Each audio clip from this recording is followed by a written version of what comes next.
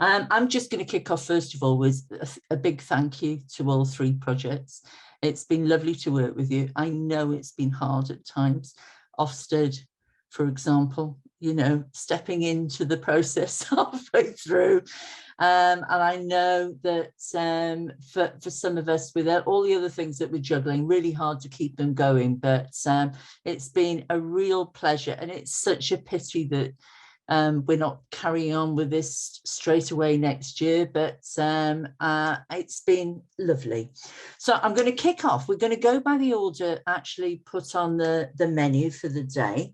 And I'd like to introduce you first to Blackburn College, to Joe and Catherine, who have been using digital readers to engage and build confidence in reading. And they're focusing on the use of Immersive Reader.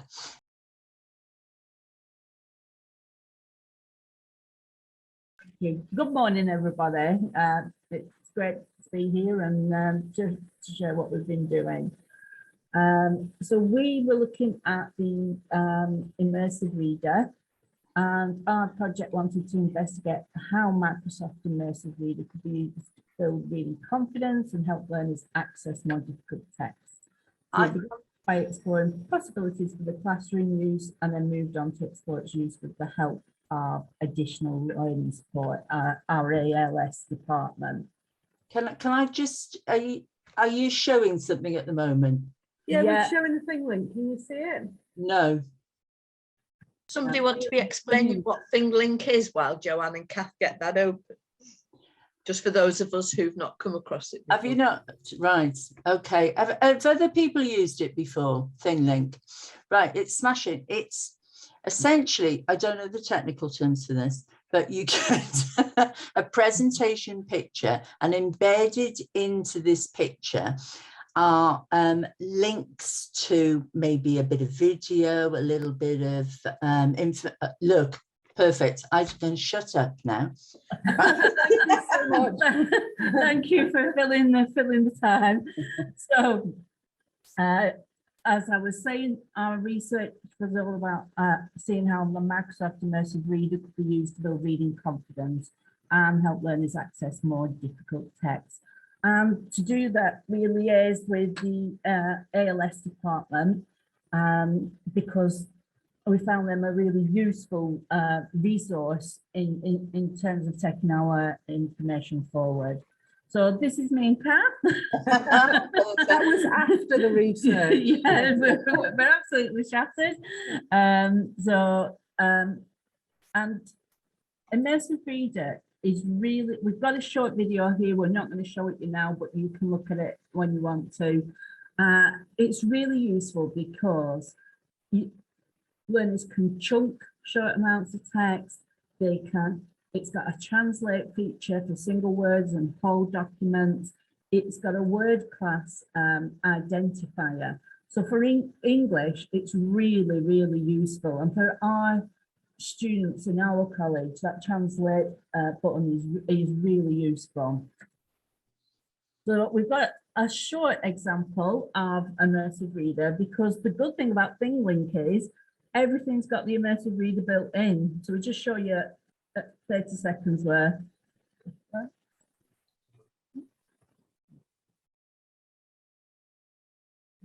Very slow. Yeah, our internet is struggling today, I think, because there's so many people on. A bit slow. Yeah. Yeah, it might not work, unfortunately. Well, there we are. Oh, there you are. An example of Immersive Reader.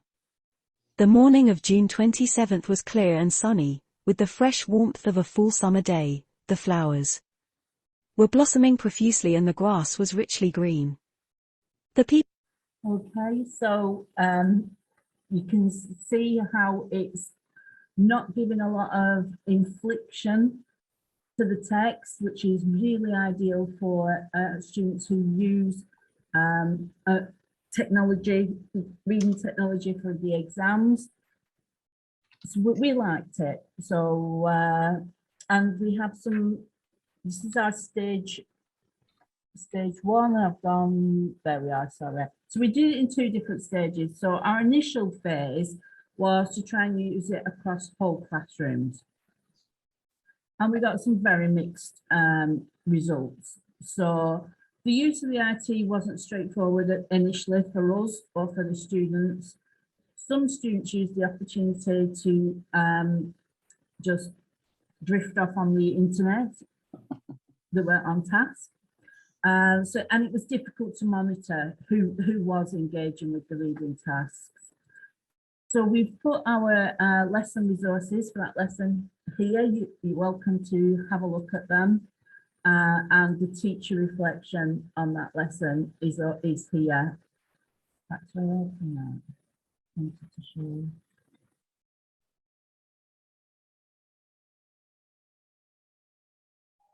I have no idea how long I've been talking, so you will have to tell me to just be quiet. But yeah, we included it in the lesson plan, use of IR for individual reading tasks, relating the area of the text to today. So it was specific, and then we used big sheets and got the students to write in, the groups were writing in different colours. So we could really assess whether it was the higher level students in the group that liked working with an immersive reader or the lower level. And we were surprised to find that it was the higher level students that appreciated the immersive reader and really liked it.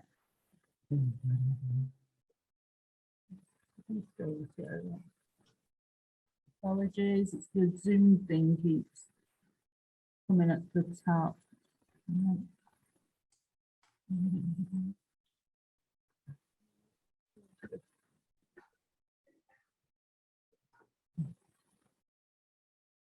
Sorry about that. We're not having. We usually there we go. We're not used to Zoom. We're used to MS Teams, so it's finding where everything is.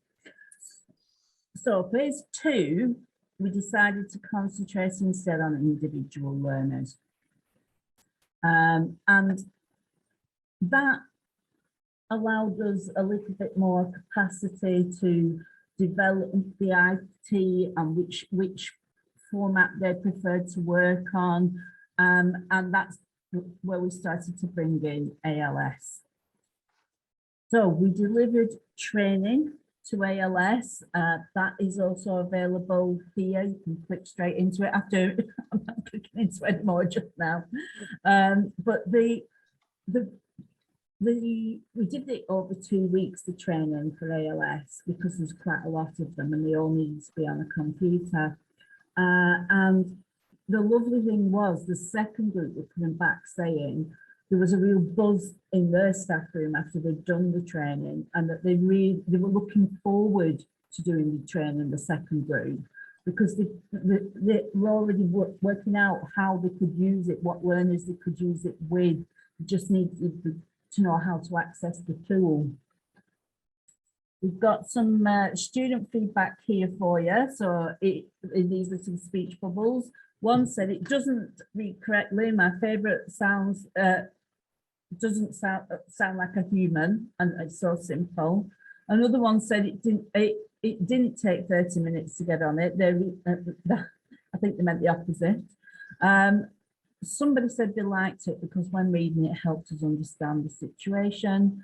And another one said it's quite good, but the line numbers are really irritating. Can you take them out? So we had to act on that feedback. We had to look at the text we were giving them, not just preparing them in the usual way, taking those line numbers out, thinking about how we could rephrase the questions so that they were still looking at the focused area.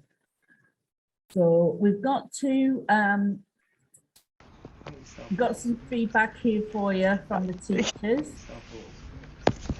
I used Immersive Reader on several occasions with my students to enable them to access the text they were doing. So I'll let you look at that yourself. But we've also I worked with 2 degree students yesterday who were looking for technology to help with their proofreading. One tool I showed them was Immersive Reader by Microsoft. The students were impressed on how the document was read out clearly and accurately, and also how the translation went to a common language they understood. So that, as you can see, is somebody from ALS, and he's talking about how you use it with degree students. So it's not just something to be used for GCSE learners. Mhm. We've got our individual student case studies here. Please feel free again to read them at your leisure. And we've got our Padlet feedback site. So you can look at this, and this is all the feedback we got from the ALSAs. And you can see we put the link in here for a Microsoft form for feedback, the training PowerPoint. There's lots of information on that for you to digest. And finally, we've got our reflections and learning for next steps. We had to do a lot of digital training ourselves to get to the place we wanted the learners to be in. So spend time with the students assessing which piece of technology they want to use. You know, do they want to use their phone or a tablet or a laptop? There's many different ways, and it presents itself slightly differently on all of them. So you have to know how to use all of them. Invest time in training staff to use the application on different devices. This is crucial if it's going to be effective. And we found the Immersive Reader was more useful for individual learners than whole classes, as some students didn't like using it, and that's, you know, their preference. We found it was surprisingly benefited from using the Immersive Reader. Our higher level readers enjoyed using the software and felt it was useful for understanding complex text. Listen to the learners and what they tell you is good about using the Immersive Reader and what they don't like, such as the line numbers in the text, and then adapt your resources to fit their preferences. And although the software is free, it's not without cost. Students will need to access the internet and have Microsoft Office if they're using it outside of the classroom. And quite often in the classroom, you're going to need headphones as well. Alternative presentation formats can offer easier ways to access the Immersive Reader, such as ThingLink on here. Everything you put in automatically goes into, you can automatically use the Immersive Reader. It just comes up on this little menu at the side when you click on it. So our final report is here. Feel free to read it. And sorry about the glitches at the beginning. ThingLink is new to us as well. We're learning how to use that as well. But we are hoping to carry that forward into our lessons next year, because we think that would be very, very engaging for the learners, and B, they can access the Immersive Reader quickly and easily. Well, So, congratulations. It was definitely worth waiting for this ThingLink, I think. Everybody would agree. Yeah.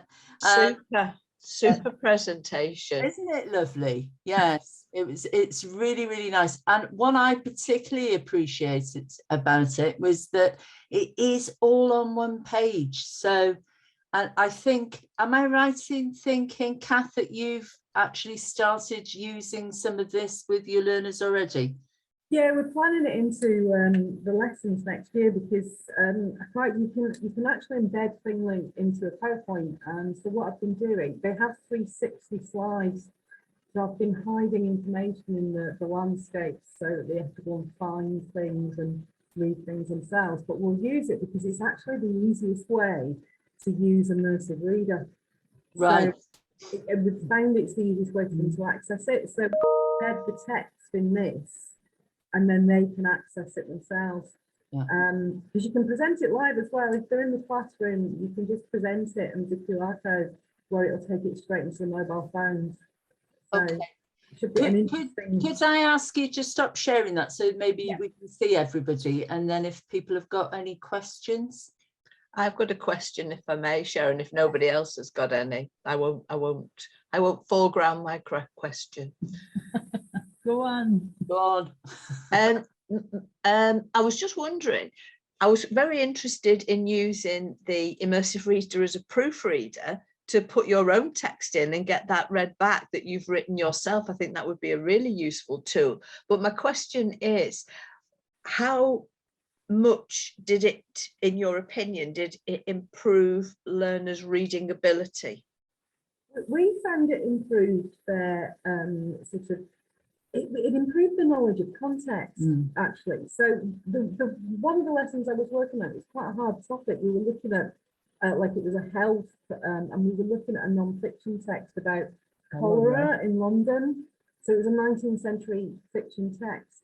And actually they were far more interested when we used it and had a much better, I mean, I think you see the comment where it says there was a dead baby, which looks quite shocking, but that's what they were talking about, is they really started to understand the context better. And I think that's because they could focus on what the information that was being told rather than struggling to read it, if that makes sense. Yeah, we moved to the 2.0 lift with Excel this year. So it's everything's 19th century for the non-fiction. So there's quite a lot of miscomprehension, shall we say, at times. And we've had to really think about how we can get them to understand what is happening in those texts, because they've no concept at all about. I think it's quite challenging non-fiction in 19th century forums. So, and they do need some context to place it. So I think that surprised us. So firstly, the higher level students, so that's sort of grade 3 working towards grade 4, were more, their results were better. What we found was our more distracted students would use the opportunity to go off and listen to something and put headphones on to browse the internet and things like that. So I think you have to sort of choose your classes, which is why we decided then to work with individual learners rather than trying to roll it out in classrooms, because it can take quite a while to set up. Yeah. Okay, thank you ever so much, ladies. I think it's lovely to have it all there so people can delve into it later, because we don't have as much time to share everything. So thank you very much. And could we now move on? Sharon, can I just ask a quick question? Can you share the links, Joanne and Kath, for us to put on a Padlet? Chloe is acting like a kleptomaniac of golden nuggets. So anything that you have used today that you are happy for us to share on the Padlet, if you could drop links into chat, that would be super. Thank you. Thank you. Okay. And well done. That was brilliant. Thank you.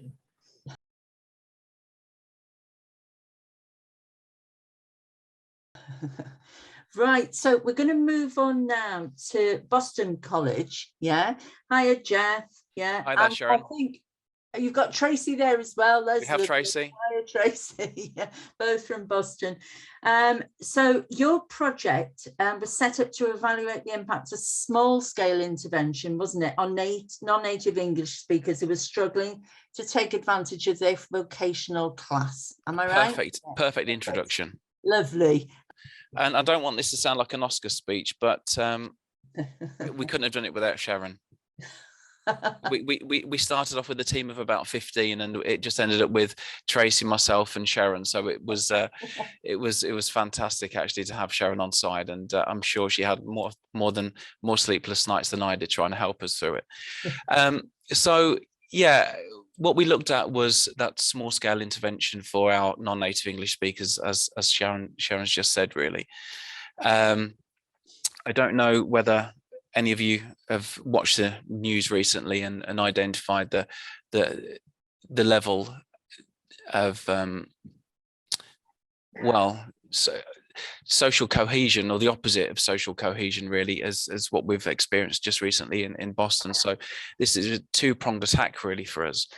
So we're a large population of Eastern Europeans. 25% of our 16, 19-year-olds are ESOL learners, and basically we wanted to help them with their mastery of English and help them to progress through the levels. And wasn't that their academic skills was holding them back, it was their level of English that was holding them back. So we decided to look at that for our project, as well as other things, but we started way too big, and we ended up having to scale it down. Can everybody see the second slide? Has it moved on for everybody? Yeah. Okay, perfect. So the impact of small scale intervention designed to support non-native English speakers who are struggling to take full advantage of vocational course. We had a meeting to start with, and we identified areas that may benefit, and there was a couple of areas within the college where a lot of our learners, non-native English speakers, we're looking into, and it's always been business and IT for whatever reason. So that's where we kind of started. We tried to keep this project small and targeted. We identified the support needs from different forms of assessment, as well as the initial advice and guidance. We had the initial assessments, and we used the diagnostic. Now, we didn't realize this at the start, but the 2 learners that we ended up using as part of the project both had an EHCP. Now, you may think that's rather naive that we didn't know that, but one learner in particular, he ended up getting his EHCP later on. So that we felt that had an impact on the level of attainment by the 2 learners. Having said that, hopefully you'll see as we progress through, you'll see how they still made very, very good progress, which led us to think that actually what we did may help some of our learners that are in the foundation studies department that equally have difficulty with their English and spoken English. So we used forms as an initial assessment, which across the college actually, which was largely unsuccessful, and we're not doing that this year. And we also have CentriTech. I don't know if anybody's ever heard of CentriTech that's in this today, but it's a diagnostic tool that we use across the college. We used to use BKSB, we've moved from that. But going forward this year, we'll have the initial assessment, which is also CentriTech. And based on the findings, we timetabled 2 extra hours, and it was voluntary basis for the 2 learners. And now, like the previous presentation, we did use Immersive Reader, and we did use the Microsoft Teams reading tool. Now, I don't know if anybody's familiar with that, but that is particularly useful. As is the Immersive Reader on the online Microsoft Word version, because it has picture dictionaries and so on and so forth, which is really quite useful. If anybody wants to see any of that, then please drop me an email after. Okay, so there's a change of that actually. So there's a couple of comments there from Tracy Griggs, who's with me today, Luke Lane, who is a learning support assistant, and Joe Ralston is our functional skills math lecturer. And I'll let you look at those comments yourself. You don't need me to read them for you.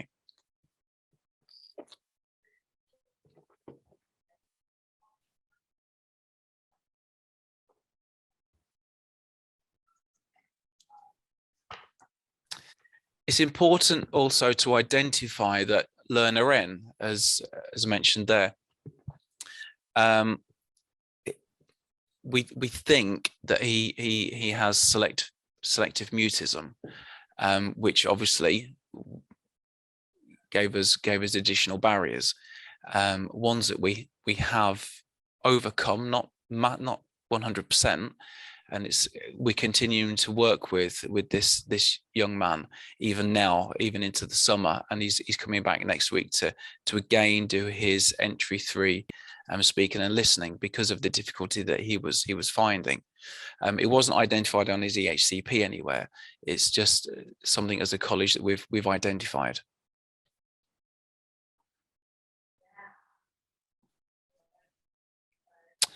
So, like as we suggested earlier, we use the Immersive Reader. We used some Dyslexia Institute activities. For learner N, it was the Cyrillic alphabet that he was used to. So the Roman alphabet, he wasn't used to seeing or even writing. So we did quite a lot of work on that with him. And the tactile nature of that activity was particularly supportive for him. The Microsoft Teams equipped us with a substantial program to monitor, communicate, and set tasks. Now, some of these learners, or both of these learners rather, at certain points over the year, because of COVID, were off site. So the fact that we could use Teams with them for the small group support was really, really useful. And particularly for learner N, where communication or the spoken word was particularly difficult. Tracy, if you want to jump in at any point, please do so. Tracy was the main person on the small group project, really. Tracy, would you like to add anything?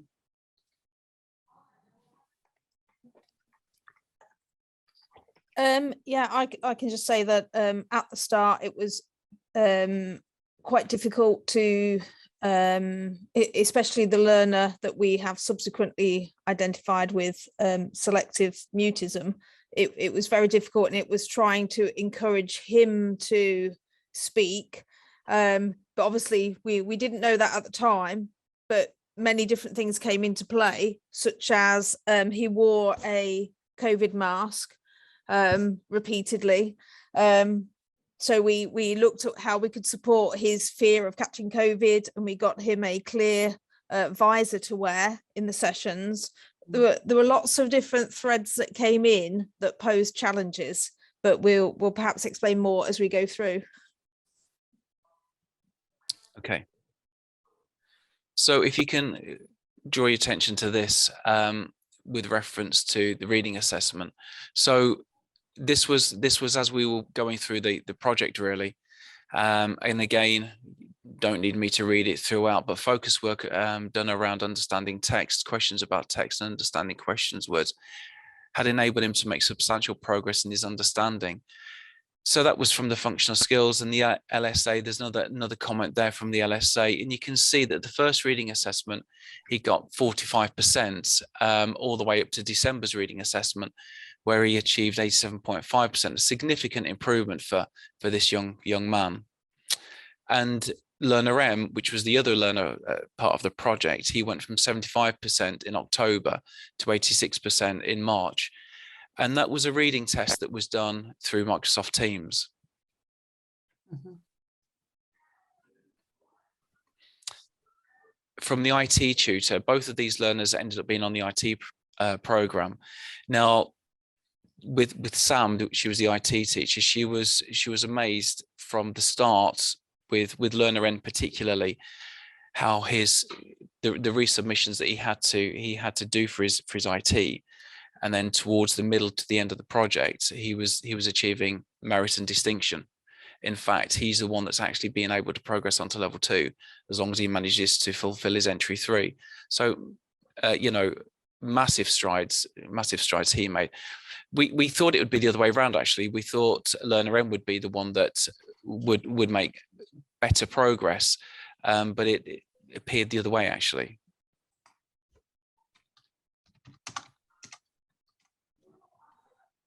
So again, this is again from the ICT tutor, not necessarily in this order, but you can see, I think Learner N might have been the top one. No, Learner N was the bottom one, distinction merit, that he ended up getting towards the end of his. It all started with passes post resubs, but then as he went through the academic year, he ended up achieving distinctions, to the point where they've offered him a place onto level 2, as long as he can fulfill his entry 3 functional skills English. He has achieved his maths though.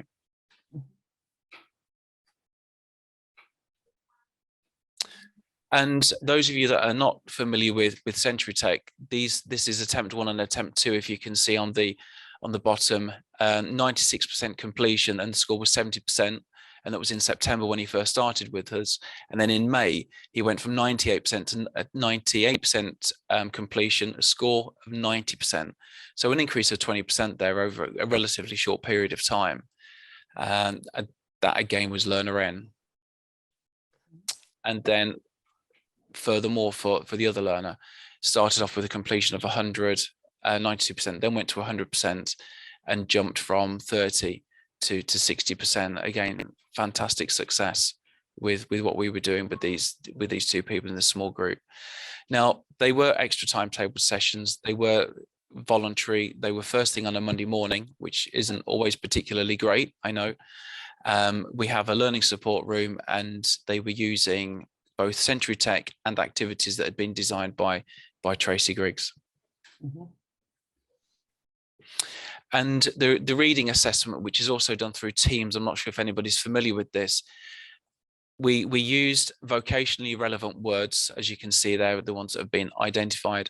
Now, when there's a mispronunciation, it identifies them. If it lacks fluency, it identifies.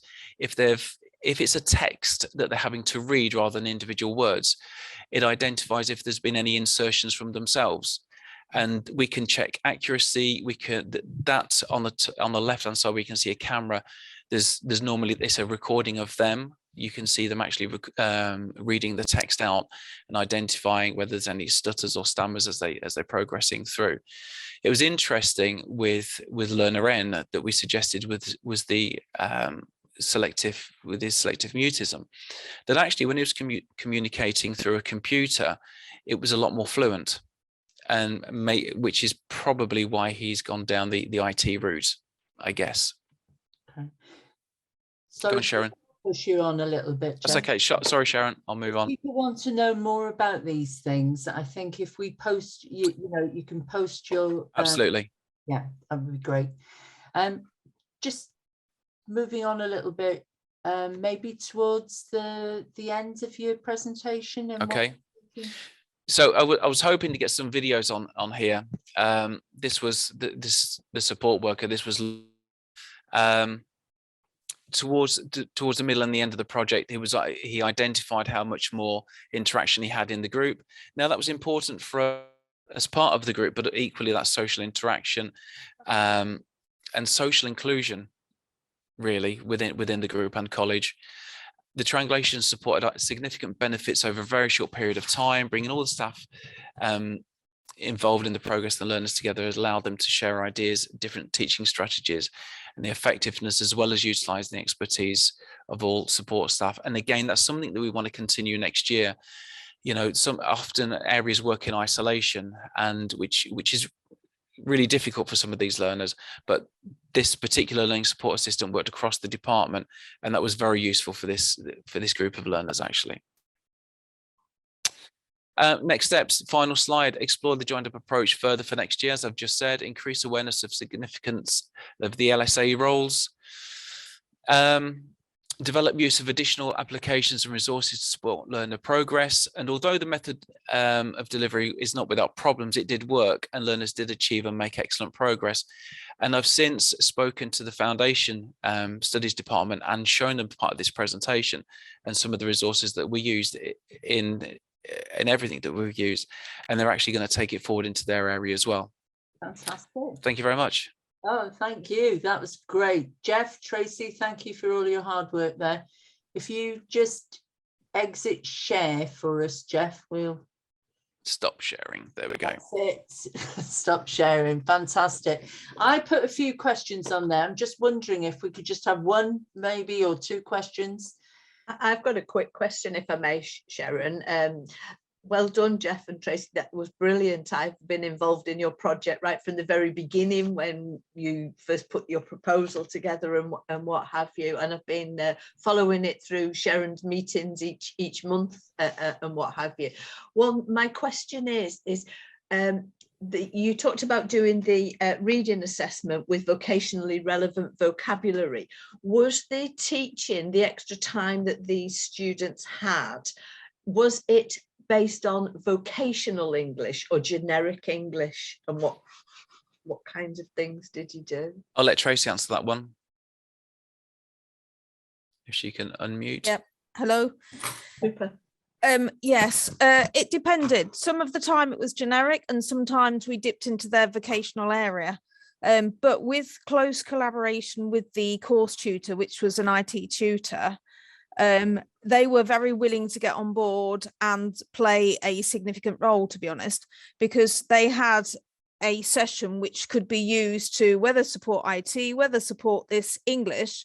So it was decided that they would make use of whatever we kind of signposted needed work on.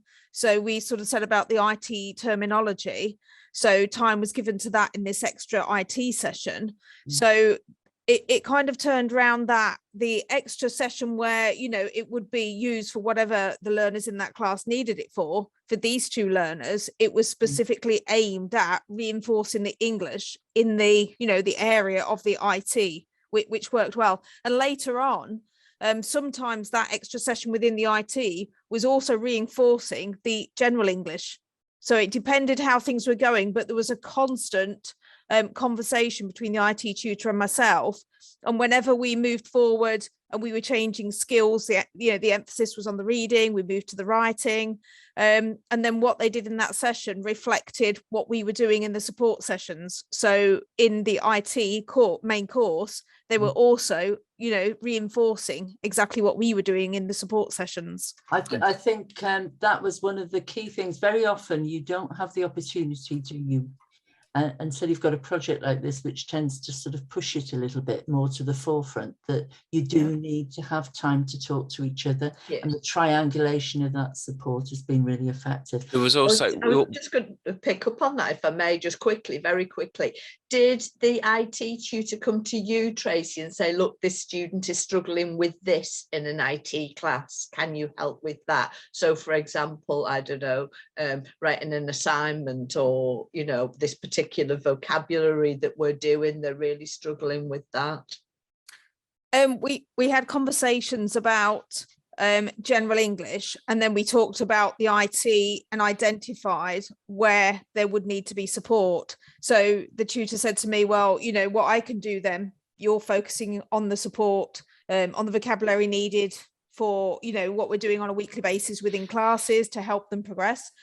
And so she sort of mirroring what we were doing, but within the IT, identified vocabulary terminology for that topic they were doing and tackled it from the other side in the main course. I did have a situation with Sam, who was the IT tutor, when there was some vocabulary needs, and that was where the individual words came about on the reading activity, because it was with a lot of learners, particularly coming into a new vocation, we're teaching a new language, aren't we? And they didn't have access to these words, and they hadn't seen the words or heard the words before. So that was where that reading activity came through, really. And actually the success of that was, even Sam noticed that she actually carried out one of the reading assessments with them with these words, and she even noticed a significant improvement in their understanding and even the way they pronounce the words due to that assessment. And also for maths were in there as well, so they were having the small group support with the maths to target all that vocabulary. And sometimes it's not even the vocabulary, it's whether you use a decimal point or a comma, or there's so much that comes into it. Yeah, absolutely. Okay. Thank you. Yes, thanks very much. It was smashing. Yeah, lovely to hear about it. And if you go to the report, I think everybody would be really interested in the amount of confidence that both learners have gained from actually working in small group work like this, and are now engaging more fully with the class.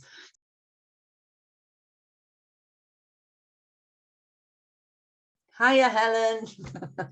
Hi Here we are now, and we're going over to ELAT, who, let me introduce Helen. I don't know if Evie's with you. Is it just you, Helen, today? It's just me, yes. Yes. Yeah.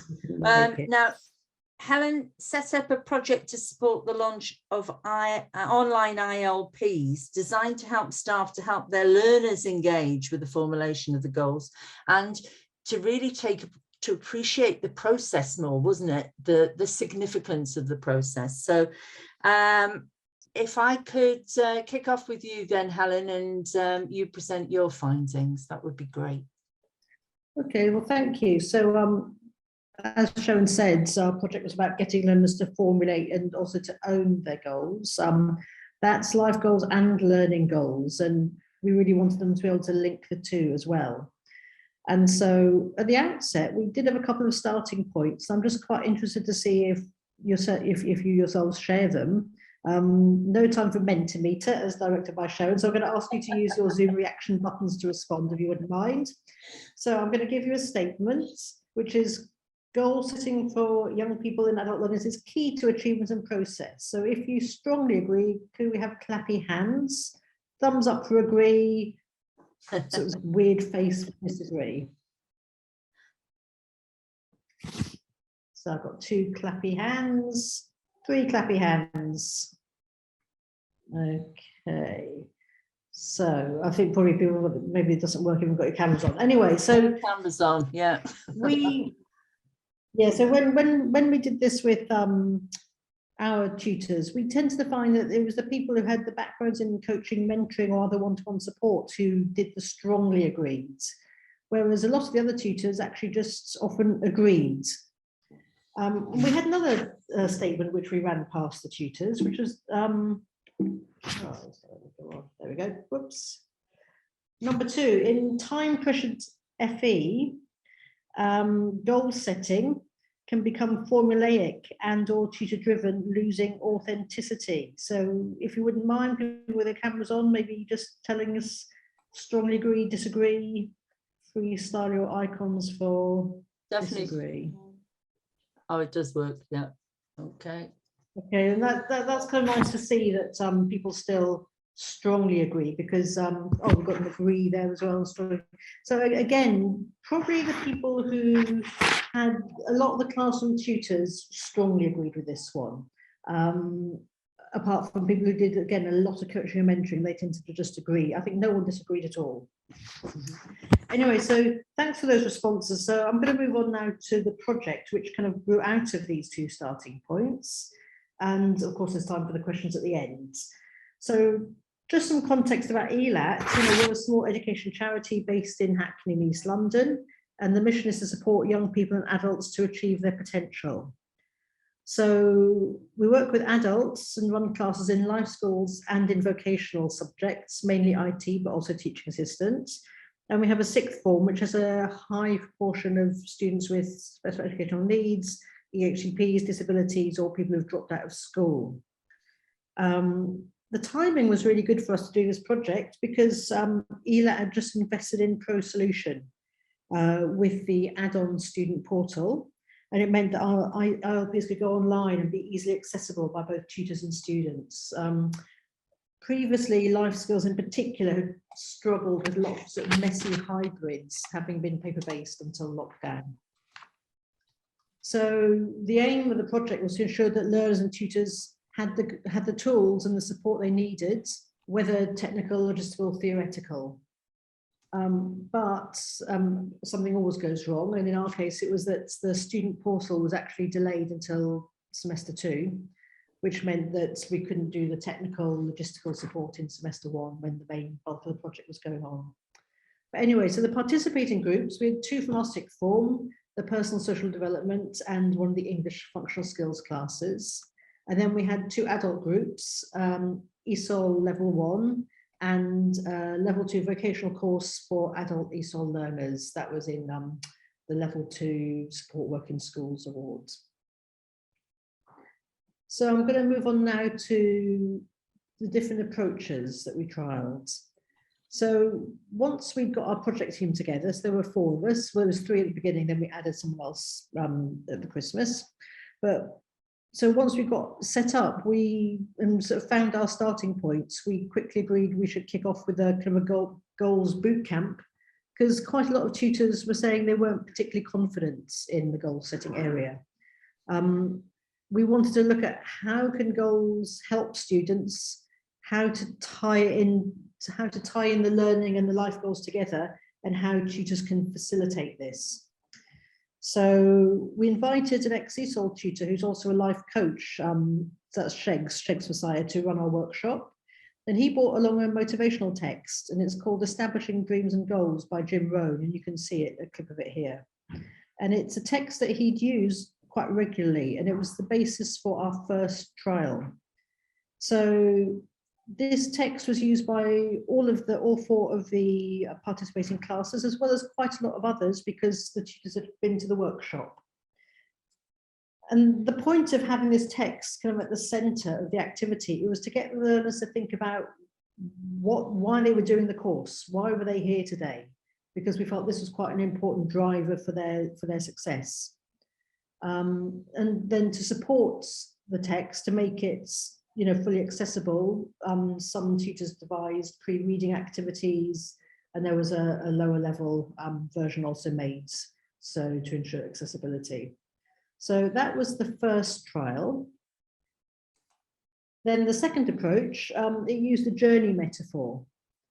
And this one was based on the work of Jane Ward's. I think her work was about 2002. It was Sheran who put us onto this one. Learners related the metaphor to their own learning journeys, and they discussed, identified and shared goals and also obstacles as well. So this session, it was very well received and it prompted a lot of lively discussion, but it did sort of divert quite a bit into tangential topics such as motivation.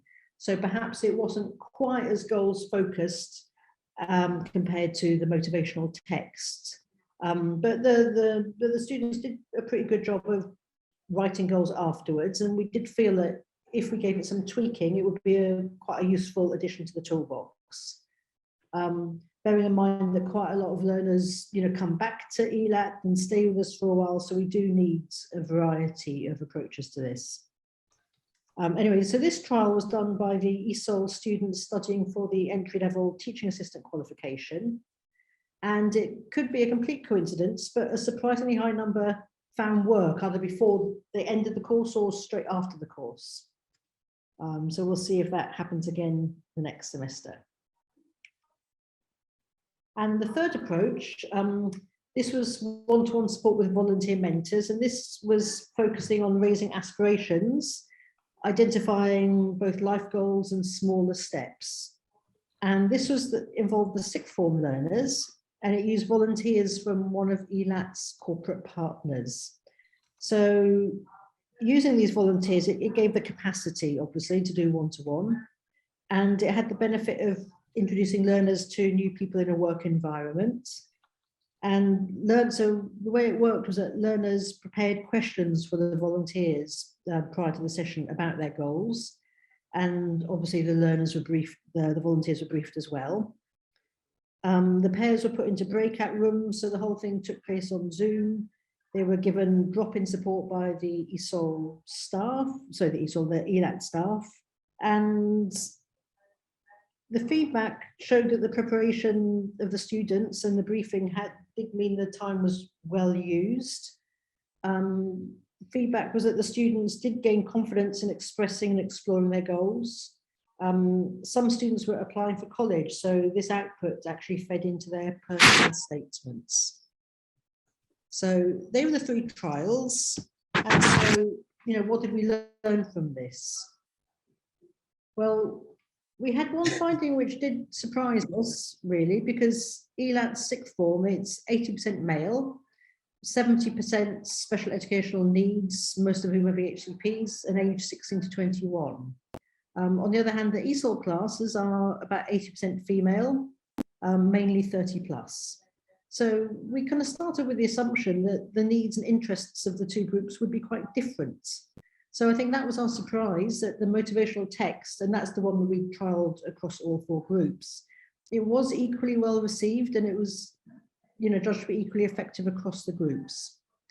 Another sort of, I suppose, quite interesting point was that some of the teachers, privately expressed some cynicism about the motivational text, but we didn't get that as a sentiment from the students at all, from any of them. So you can see some of the feedback that was elicited from the students kind of after the sessions. So those were directly after the sessions, and these were elicited about 3 to 4 months later. So we found that the learners who had taken part in the trials, at the end of the semester, they had developed quite strong and specific goals. And generally, they were able to recall both their life goals and some in-class goals. They were able to link them together.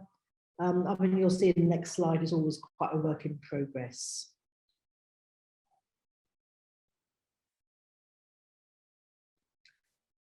So we came to two conclusions which would affect how we will go forwards as an organisation.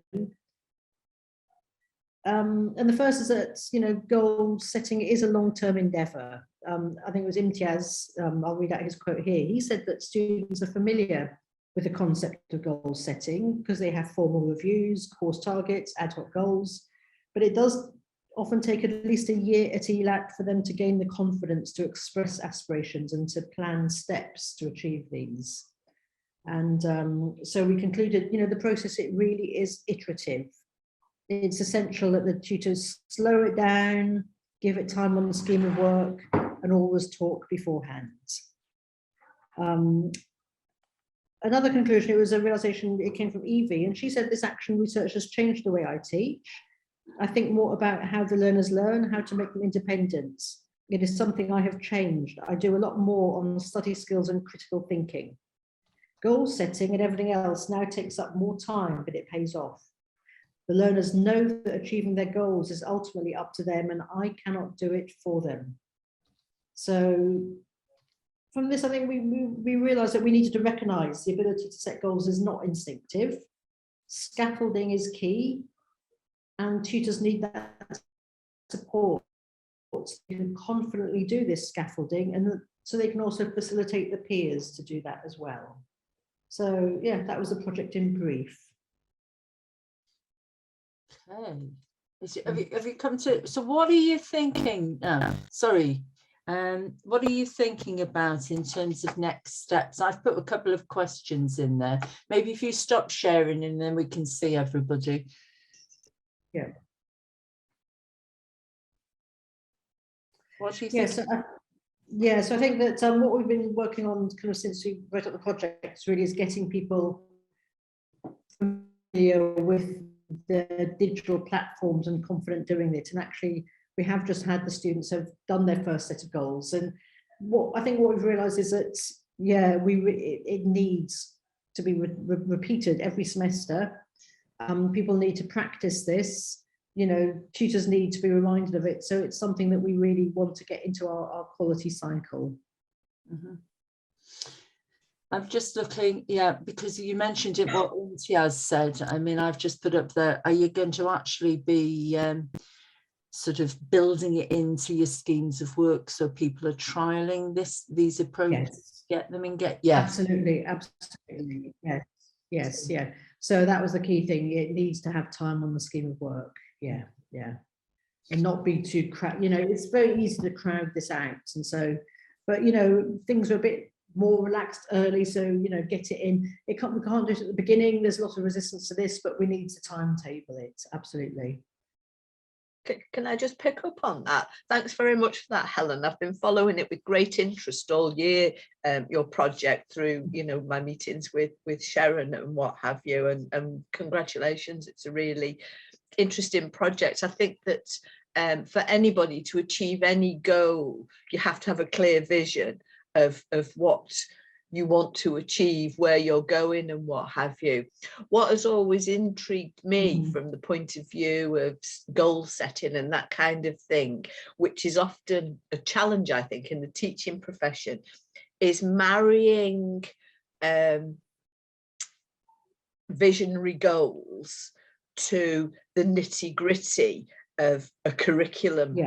Yeah.